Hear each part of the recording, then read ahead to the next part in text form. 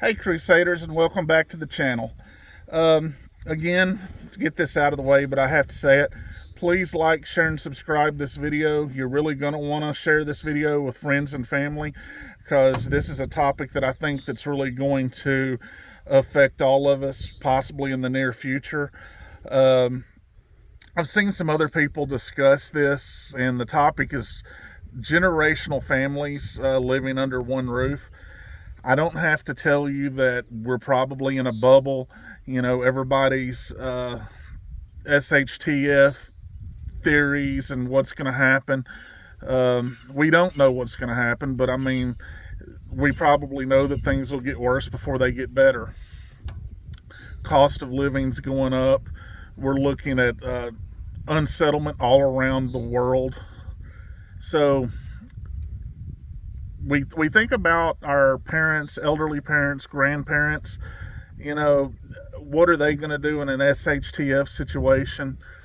So that brings me to the topic of what do we do? I think that we're coming into a time to where it's probably best that we all band together. It doesn't hurt to have your prepared plans. I brought this up in another video. One thing to think about is, how much food do you have on supply? If things were to really get bad, there was a disruption in the supply chain, you can't go to Walmart and get groceries, for how many days can you actually feed your family? I've actually been thinking about this a little bit more over the past several days. If you're not familiar with it, I highly recommend that you go and check out a book called Black Autumn. It's by Jeff Kirkham and Jason Ross. I've actually listened to it in the past week over Audible. I like to read, but my timing and stuff, it was just easier for me to do Audible. But what happens is just a couple of disruptions around the world, and I'm not talking anything big, how fragile this society actually is and how we're on the brink of it actually possibly all falling apart. That being said, how would you survive the possible apocalypse? How would your family survive the possible apocalypse? How much food do you have on hand? Do you have adequate drinking water? Because in this scenario, if things were to fall apart, you could probably guess that Walmart is going to be out of the question in a matter of 2 or 3 days.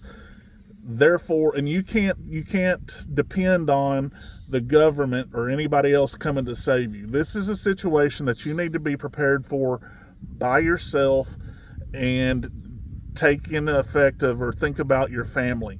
I don't want to give anything away from the book, but there's a lot of things that you can learn from the book.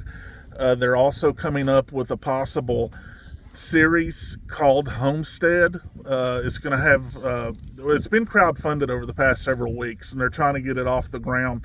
One of the things that I like about it, it's being put on by the Angel Network, so that, you know, it's going to cut out a lot of crap that you see on TV as far as, you know, the language and things that you get with just regular TV nowadays.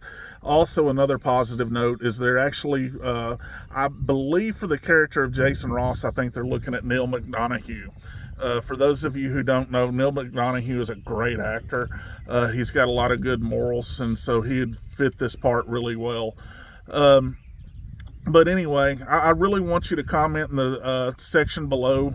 Let me know how much food you actually think, or how many days you actually think you and your family could survive without having to go to the store if the SHTF or the apocalypse scenario happened tomorrow. Would you be completely caught off guard, or do you actually have enough for maybe 3 days, a week, 2 weeks? Or could you actually survive for a few months? Let me know in the comments below. I actually look forward to engaging in this conversation with you a little bit more. But again, thank you for watching, and like, share, and subscribe.